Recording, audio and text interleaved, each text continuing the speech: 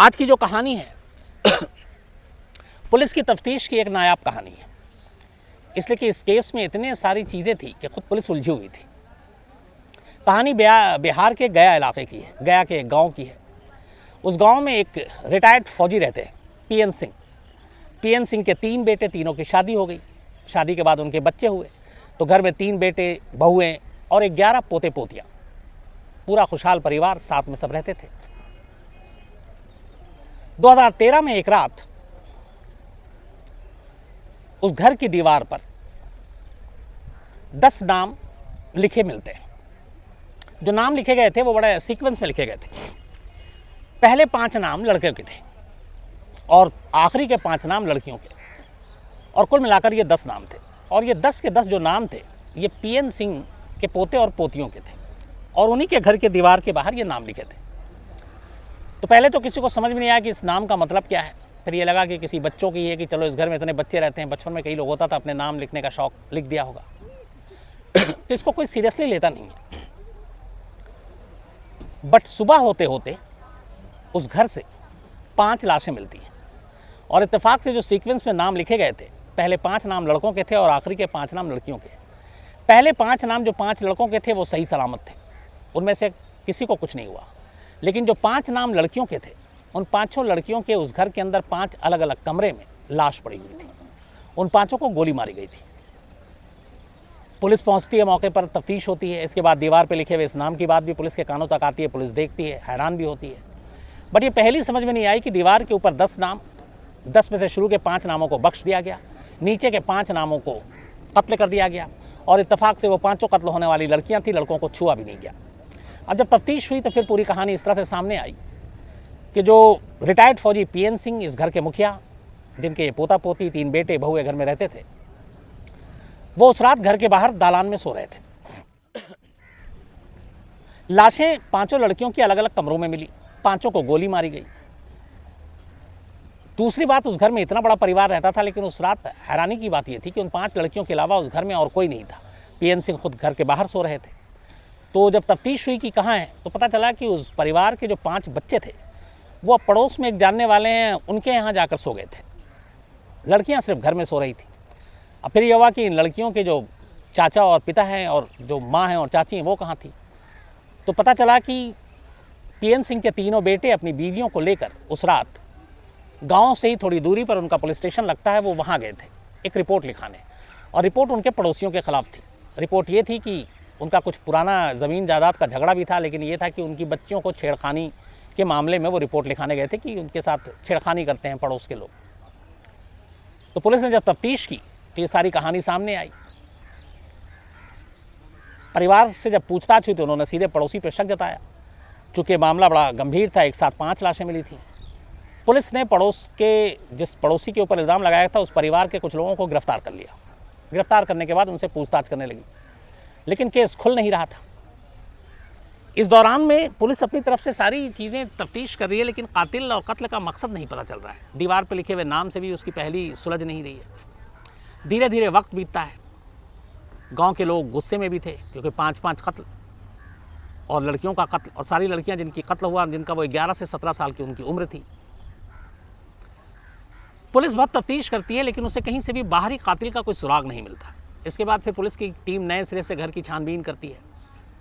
तो जब छानबीन करती है तो 2 चीज़ें मिलती है। एक, उस घर के अंदर कोई फोर्सफुल एंट्री नहीं थी, मतलब कोई बाहर से तोड़कर या ताला तोड़कर, दरवाज़ा तोड़कर अंदर नहीं आया, तो इसका मतलब है कि कोई जानकार है। नंबर 2, 5 लड़कियां अपने कमरे में सो रही थी और 5 लड़कियों को गोली मारी गई, लेकिन उस गोली की आवाज़ ना पड़ोसी छोड़िए, जो बाहर में दालान में उनके दादा सो रहे हैं, उन तक के कानों में गोली की आवाज़ नहीं आई। ये भी हैरान करने वाली थी। 3, उसी रात उस परिवार के 5 बच्चे पड़ोस के घर में जाकर क्यों सो रहे थे। 4, उस घर के तमाम बाकी जो बड़े लोग थे वो घर से बाहर थे और बच्चियां अकेली थीं।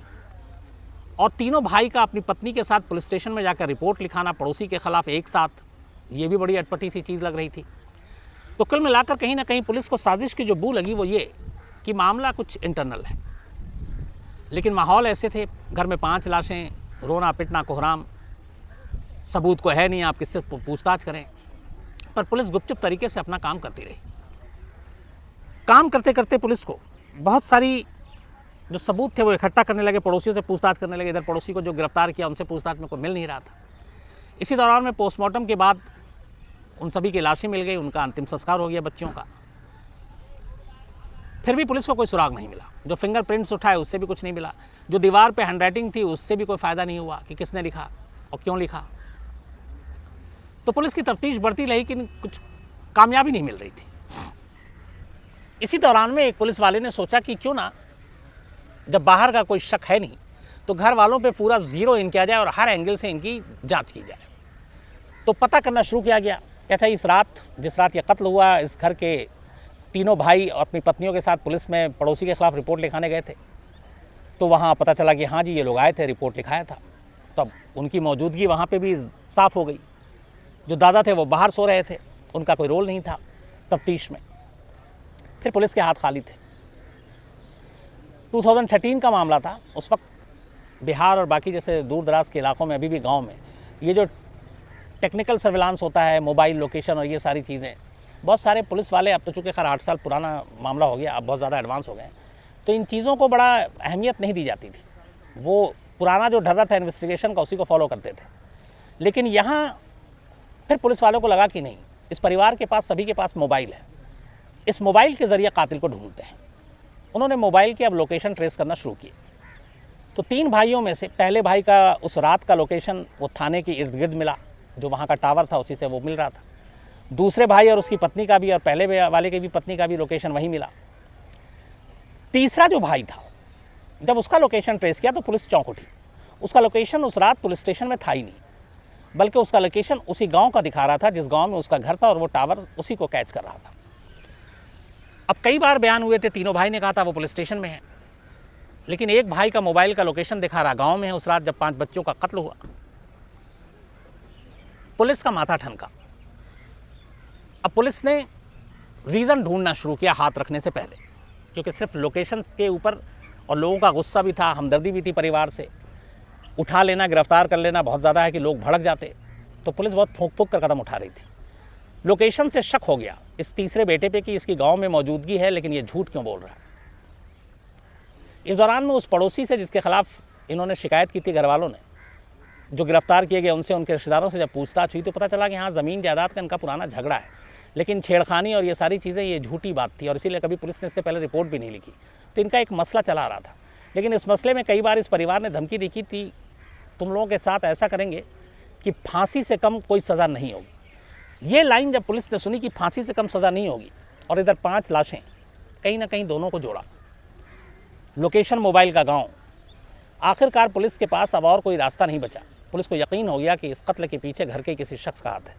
और इसी के बाद पुलिस ने उस शख्स से, उस तीसरे शख्स को बुलाया, उससे पूछताछ की और पूछा कि उस रात तुम पुलिस स्टेशन में नहीं थे। वो घबरा गया। उसके बाद उसे गिरफ्तार कर लिया।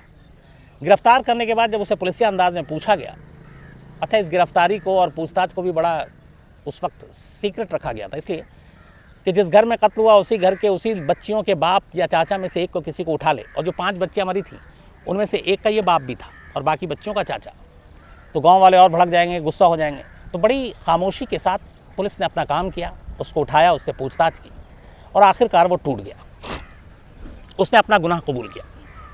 फिर उसके दोनों भाइयों और बाप को बुलाया गया, लगा कि ये लोग भी शामिल हैं। तो जब उनके सामने पूरी कहानी रखी गई तो वो यूँ थी कि पड़ोसियों के साथ झगड़ा था ज़मीन जायदाद को लेकर। इधर इस घर में 5 बच्चियाँ थीं, तीनों भाई के, बेटियाँ बड़ी हो रही थी, 11 से 17 साल उम्र हो गई थी। इनमें से एक भाई हमेशा कहता था कि मैं अपने पड़ोसी को ऐसा सबक सिखाऊंगा और ऐसे केस में फंसाऊंगा कि कम से कम फांसी होगी और हमारी दुश्मनी भी ख़त्म हो जाएगी, ज़मीन जायदाद का भी झगड़ा ख़त्म हो जाएगा। पर कहीं ना कहीं उसके मन में एक और चीज़ थी कि घर में 5-5 बेटियाँ बड़ी हो रही हैं, इनकी शादी है, इनका दहेज है, तो बेटियों का बोझ भी उसके दिमाग में था। तो उसने कहा कोई ऐसा काम करो जिससे इन दोनों चीज़ों से छुटकारा मिल जाए, एक पड़ोसी से और दूसरा बेटियों की शादी करने और दहेज से भी बच जाए। और बस ये बात वो अक्सर कहा करता था, लेकिन दहेज वाली और बेटियों वाली ये बात नहीं कहता था। बस इतना कहता था कि पड़ोसी को ऐसी सबक सिखाएंगे कि फांसी से कम नहीं होगी। और इसी के बाद एक रात प्लानिंग के तहत उसने घर के तमाम 5 बच्चों को पड़ोस के यहाँ सोने भेज दिया और फिर दोनों भाइयों से कहा कि चलो आज रिपोर्ट लिखाते हैं, इनको सबक सिखाते हैं। आधे रास्ते साथ गया, बाकी दोनों भाई को कहा तुम पुलिस स्टेशन पहुँचो, मैं कुछ कागज़ और लेकर आता हूँ। उसके बाद ये वापस घर आता है। घर आने के बाद एक एक करके कमरे में जाता है, अपनी बेटी समेत अपनी भतीजों को सभी को गोली मारता है। गोली मारने के बाद घर से बाहर निकलता है और फिर उसी गांव में घूमता रहता है। उसके बाद जब इसके भाई और भाभी सब आ जाते हैं तब ये घर आता है और उसके बाद इस कत्ले आम का खुलासा होता है। जब ये कहानी खुद उसके घर वालों ने, उसके बाप ने, उसके भाइयों ने, उसकी पत्नियों ने सुनी तो उनके पैरों तले भी ज़मीन खिसक गई कि दुश्मनी निभाने के लिए कोई इस हद तक जा सकता है। ये अजीब सी है कि अपने ही घर की 5 बच्चियों को मार दिया और बेटियों को कोई इस तरह से बोझ मान सकता है कि उनकी शादी के डर से वो उनका कत्ल कर दे। बट ये दोनों चीज़ें इस कहानी में हुई। फिर उससे पूछा गया कि इस दीवार पे जो 10 नाम लिखे थे, पता चला कि उसी ने लिखे थे और जानबूझ के उसने जो उसकी सही हैंडराइटिंग उस हैंडराइटिंग से मिलता जुलता नहीं लिखा था ताकि पकड़ में ना आए। और ये इसलिए लिखा था ताकि इसको एक पहेली बना के और ये साबित किया जा सके कि देखो कत्ल होना था 10 का, बट 5 बच्चे दूसरे घर में सो रहे थे इसलिए बच गए, लड़कियां बची हुई थी इसलिए वो मारी गई। तो इस साजिश के तहत उसने दीवार पर यह नाम लिखा था। पुलिस ने बड़ी मुश्किल से इस केस को, जिस तरीके से उस वक्त जो हालात थे, जो इन्वेस्टिगेट किया और आखिरकार असली कातिल को पकड़ा। फिर जिसने भी जो कहानी सुनी वही एक तरह से चौंक उठा कि कोई ऐसा भी कर सकता है। फिलहाल ये मामला लोअर कोर्ट में अभी चल रहा है, अभी फैसला नहीं आया। इसका जब भी फैसला आएगा क्या कुछ होता है मैं आपको ज़रूर बताऊंगा।